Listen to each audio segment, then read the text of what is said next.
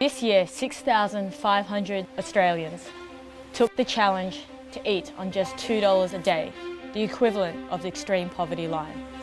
Individuals, families, MPs, corporates, celebrities, together with 40,000 sponsors, raised a whopping $1.38 million for life-changing anti-poverty initiatives. Wow, $1.38 million. Thank you. Your contribution and participation, no matter how small you think, is making a huge difference.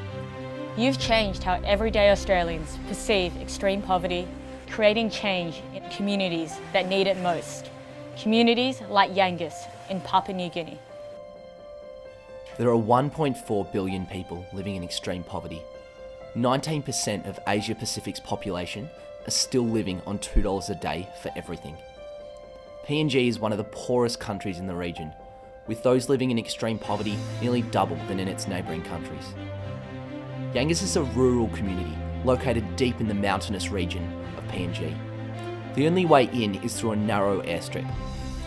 Due to its remoteness, Yangus has been cut off from education for 20 years.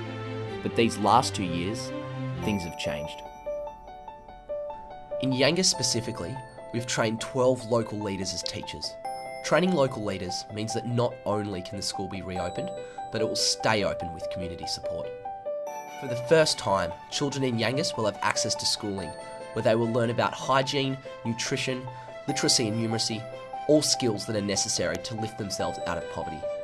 Every donation will make an incredible impact, whether it was $50 to buy a year's worth of classroom stationery, or $500, enough to build a house for a teacher in the community.